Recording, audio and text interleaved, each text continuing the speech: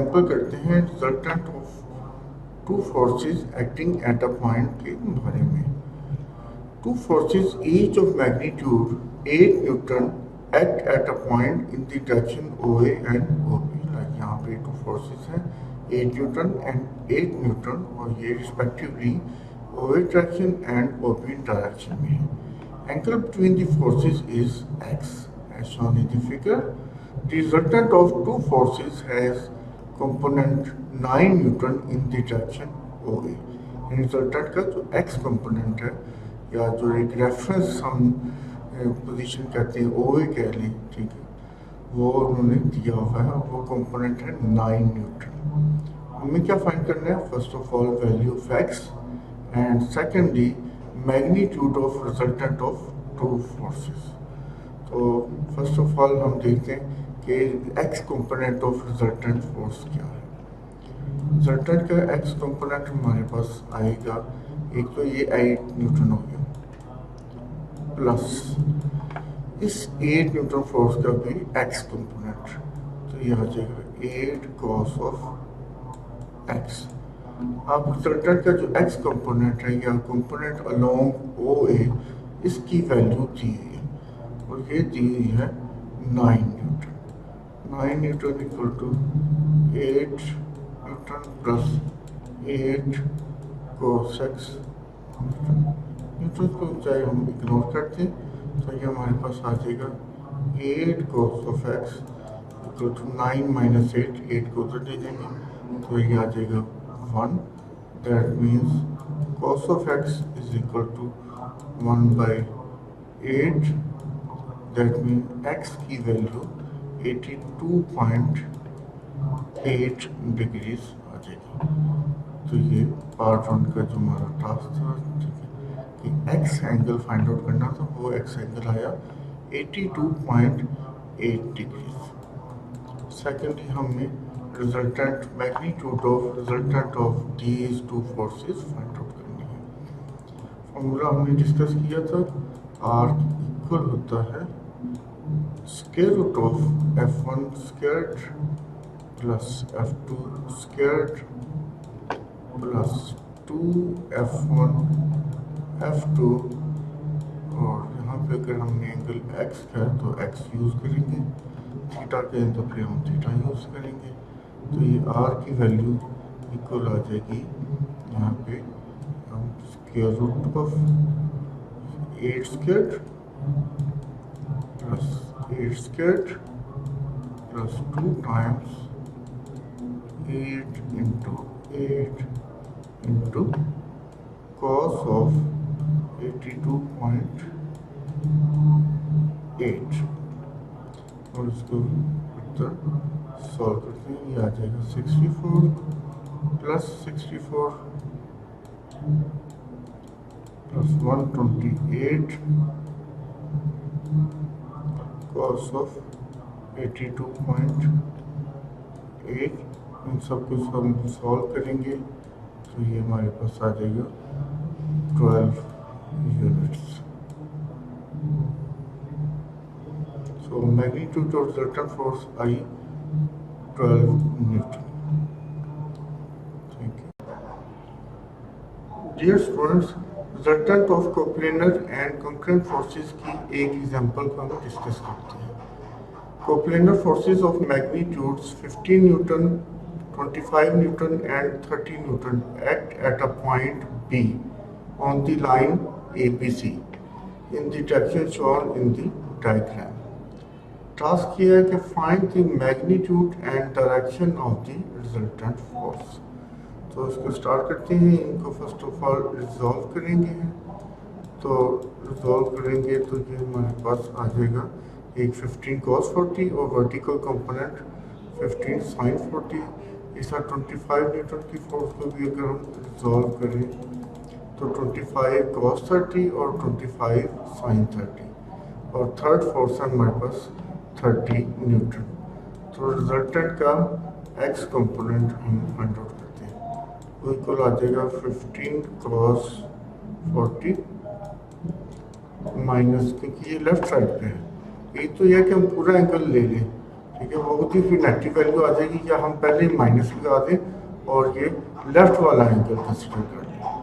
तो ये आ जाएगा 25 cos ऑफ 30।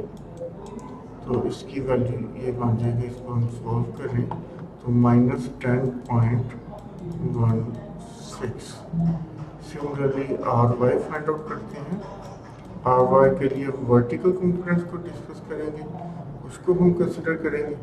वर्टिकल कंपोनेंट्स हैं 15 sin 40 upward, 25 sin 30 upward and 30 downward. तो ये आ जाएगा 25 sin 30 degree plus 15 sin 40 degree and 30 Newton की फोर्स को सब्ट्रैक्ट करेंगे क्योंकि ये अपोजिट साइड में है। तो ये आ जाएगा -7.858। अब रिजल्टेंट फाइंड करना है। रिजल्टेंट का क्या फॉर्मूला हमारे पास, resultant equal to RX squared plus RY squared and then square root. तो ये वैल्यूज प्लग करते हैं, -10.16 स्क्वायर, या नेगेटिव को इग्नोर करके आप पॉजिटिव भी कंसिडर कर सकते हैं, plus -7.858 square and then square root. तो ये वैल्यू आएगी 12.8 न्यूटन। RX देखिए नेगेटिव है, RY भी नेगेटिव है। रिजल्टेंट तो चले ये मैग्नीट्यूड होगी 12.8 न्यूटन। रफली अगर हम स्केच करें तो ये RX और RY में ये रिजल्टेंट किधर होगा, RX नेगेटिव है, RY भी नेगेटिव है। दैट मीन इन सारी जो फोर्सेस का जो रिजल्टेंट है वो थर्ड क्वाड्रेंट में आएगा। यानी यहाँ पे RX भी नेगेटिव और RY भी नेगेटिव। ये कंपोनेंट हमारे पास -7.858 और ये कंपोनेंट हमारे पास है -10.16। इनफैक्ट ये उल्टा हो गया, यहाँ पे ये RX है -10.16 एंड ये है -7.858। तो हम ये एंगल, इसको चाहे हम थीटा कहते, ठीक है, और ये एंगल है BA डायरेक्शन के साथ। तो जो रिजल्टेंट है ये BA डायरेक्शन के साथ एंगल बनाएगा। वो एंगल उसको हम अगर थीटा कह दें तो ये थीटा आ जाएगा tan इनवर्स ऑफ RY और RX। क्योंकि हमने ये एक्यूट एंगल्स लेने, तो जब भी आपने एक्यूट एंगल लेना हो तो नेगेटिव्स को इग्नोर करते हैं। तो ये tan इनवर्स ऑफ RY की वैल्यू -7.858। तो चाहे आप नेगेटिव को इग्नोर करते 7.858 ओवर 10.16। तो ये एंगल बन जाएगा 37.7 डिग्री और ये below the horizontal, below the line BA होगा, बिलो दी लाइन BA होगा with BA।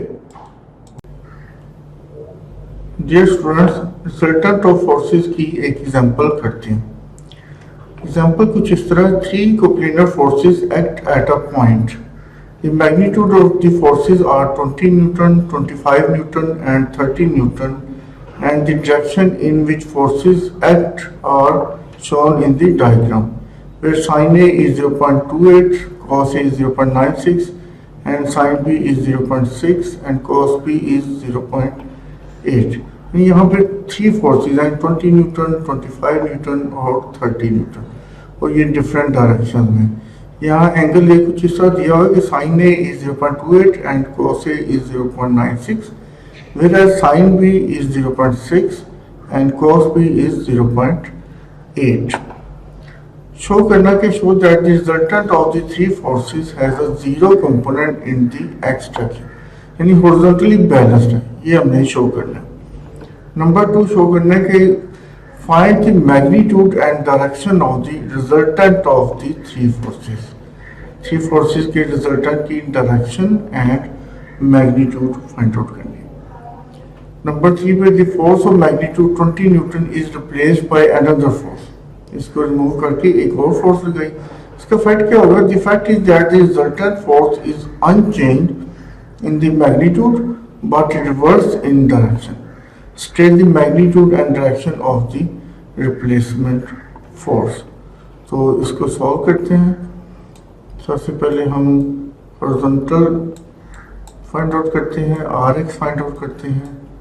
Are X equal to sum of horizontal forces summation F X, और हॉरिजॉन्टल फोर्सेस अगर हम इनको रिजॉल्व कर रहे हैं तो ये कुछ इस तरह आ जाएगा। एक आ जाएगा 25 कॉस से और एक वर्टिकल कंपोनेंट 25 साइन है, और इसी तरह इस 30 न्यूटन फोर्स का हॉरिजॉन्टल कंपोनेंट और ये vertical component 20 Newton already vertical component, तो ये बन जाएगा 25 कॉस ऑफ ए माइनस 30, क्योंकि ये लेफ्ट पे है तो minus 30 cos of B. Cos of A और कॉस ऑफ बी की वैल्यूज प्लग करते हैं। कॉस ऑफ ए की वैल्यू यहाँ पे दी है 0.96 और कॉस ऑफ बी की वैल्यू यहाँ पे दी हुई है 0.8। तो ये आंसर आ गया 24 और ये भी 24 आ गया। दैट मीन्स आर एक्स की वैल्यू 0 होगी, which shows that the resultant of the three forces has a zero component in x direction, यानी कि हॉरिजॉन्टली ये इक्विलिब्रियम है। सिमिलरली हम आर वाई फाइंड आउट करते हैं। अब ये सेकंड पार्ट स्टार्ट हो गया, फर्स्ट पार्ट हमने सॉल्व कर लिया, उसको शो कर दिया। आर वाई क्या होगा? सम ऑफ वर्टिकल फोर्सेस। तो ये फाइंड आउट करते हैं। 25 का वर्टिकल कंपोनेंट 25 साइन है, तो ये आ जाएगा 25 साइन ऑफ ए प्लस ये, क्योंकि ये भी ऊपर है, ऊपर एक्ट कर रहा है, अपवर्ड डायरेक्शन में एक्ट कर रहा है, तो प्लस 30 साइन बी, और 20 न्यूटन की फोर्स डाउनवर्ड एक्ट कर रही है, तो इसलिए इसमें हम माइनस लगा देंगे। तो ये बन जाएगा 25 साइन ऑफ ए की वैल्यू 0.28, ये हमने प्लग कर दी, प्लस 30 साइन ऑफ बी की वैल्यू भी गिवन है, वो है 0.6